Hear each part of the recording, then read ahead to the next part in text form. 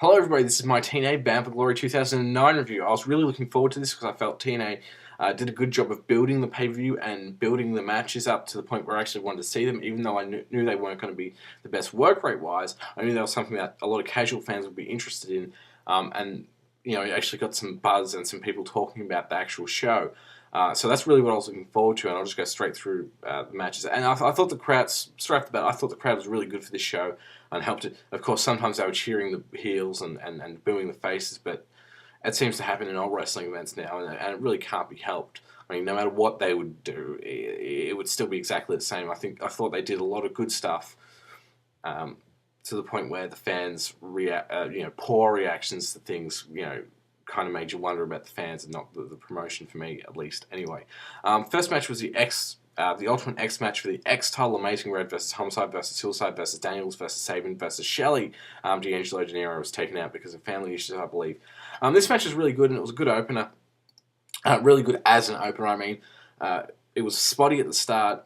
It kind of went downhill a little bit, but picked up at the end with a stupid spot with Christopher Daniels and Suicide, or Daniels and Suicide, not Christopher. Christopher Daniels doesn't exist anymore. But yeah, did a good job of getting the crowd excited getting the crowd excited and hot, and got me interested in seeing the rest of the show. It got me into it. I enjoyed it. It was maybe a bit. It was kind of what I expected with the spots, but maybe too many spots at the start and not enough at the end, where it was just kind of it just, as I said, went downhill. And then they had the one big spot where I thought Daniels had died, but he hadn't, and I was glad that they actually said that he hadn't died. I think they said, at least. The next match was Serita and Taylor Wilde versus Madison Rayne and Velvet Sky for the Knockout Tag Titles.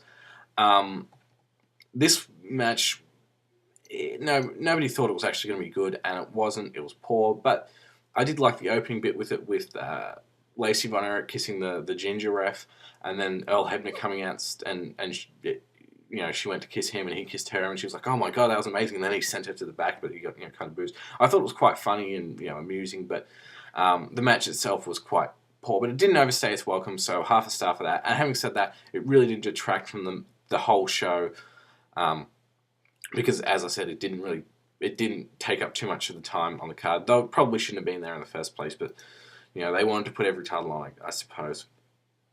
Then next was Kevin Nash versus Hernandez versus Eric Young for the Legends title. Eric Young won. I didn't know he was a legend, but whatever. This match was crap. Even the ending, some people liked it. I didn't like. I was just about the whole thing. It was just boring. I didn't care. This was a match where he could have had Hernandez look really good, but he didn't, because he was just beaten down by two guys pretty much the whole match that I can remember anyway. So yeah, one star for that. I really couldn't give a shit about it. And we had British Invasion versus Scott Steiner and Booker T versus Team 3D versus Beer Money for the IWGP and TNA Tag Titles in a tables, ladders, and chairs match, where you could win each of the things individually. Team 3, everybody knew was going to win the IWGP Tag Titles because they had to drop them in Japan. How they won it was pathetic, because it was just Devon at the top, and he pulled it down and kind of fell down when Rhino hit him in the ankle with the chair. British Invasion won the TNA titles, which I didn't mind too much, because I really do enjoy their work, mainly because of Doug Williams. And I think Bruce Magnus is good enough on the mic to kind of help Doug Williams out in that aspect. I thought the match itself was better than what I was expecting, but it wasn't the best ladder match I've ever seen. I thought Scott Steiner was really good in this match, because he did like 10 times more than what he usually does, which is usually he just does a bunch of forearms and stomps. He actually did some suplexes from the belly-to-belly suplexes from the top rope. Frankensteiner took a bump through a table. But yeah, he was quite prominent in the match, even though you knew he wasn't going to be winning anything, because Booker was gone, who had injured himself. But yeah, as the announcer said, Steiner was a man on a mission, and Beer Money was really over. They were probably the most over team in the match, which is surprising, because a lot of the people who were over in the show were guys from the 90s. So yeah, 3.25 stars for that. I did enjoy it.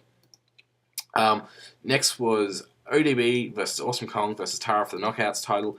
I thought this was it was kind of an average Knockouts title that you would see on Impact. For some reason, Tara ran off, and I think that has something to do with an angle. I don't know, it wasn't explained, it didn't even make it seem like a big deal. The match itself I can't really remember much about, except for Awesome Kong being screwed by the manager lady she has. I can't remember her name at the moment. It escapes me because I haven't been interested in her in the Knockouts division in TNA as a whole for quite a while, which is really sad because they got some talented workers. So yeah, 2 1/4 stars for that. It was just average. Next was Bobby Lashley versus Samoa Joe. This match, some people like this match. I didn't really like it too much. The crowd kind of got to me because I would just constantly on Joe's side when Joe was the heel. But I kind of half expected it. Having said that, they did some MMA stuff which was okay, and they did some wrestling stuff which was okay, but it was kind of alternating between the two, and I didn't kind of feel it gelled for me entirely. The match itself, as I said, was okay. It was above average. 2.5 stars. I didn't think it was as good as it should have been, but it wasn't terrible. That's the thing. It kind of kind of the story of the show for a lot of things. Then we had Mick Foley versus Abyss in a Monsters Brawl. This match, I've seen a lot of deathmatch wrestling, a lot of hardcore wrestling, so a lot of the sick bumps in it didn't really do it for me. But I did think it was an okay match. It really didn't have enough time. I thought there was a stupid taser spot in it, but I thought for the most part it was okay. It was pretty good. I thought Daphne was great, how she took a bump through a barbed wire board on the floor from the top rope, and she was selling it like crazy. Too bad that they didn't kind of milk that a bit more with camera angles. Like, oh my god. But there was a really bad spot where Abyss was getting pinned and the count went to like 5, and he kicked out then, and it just killed the crowd, and it was so bad. I mean, it was so obviously bad that I kind of just cringed and had to just leave for a minute to take a piss. But yeah, the match itself as a whole wasn't too bad. It was okay. 2 3/4 stars for that. So yeah, I really didn't like it as much as I thought I would have, and it had the kind of McMahon Austin dude love finish with Abyss counting with I think that was the match anyway, with Abyss counting for Dr. C because he was knocked out. Next we had Matt Morgan versus Kurt Angle. This was a lot better than I thought it would be. Matt Morgan had a little bit of support, but Kurt Angle had a lot of support. When it first happened, I thought Morgan would be who the fans would side with because it sounded like it, but no, they were pretty much behind Kurt Angle.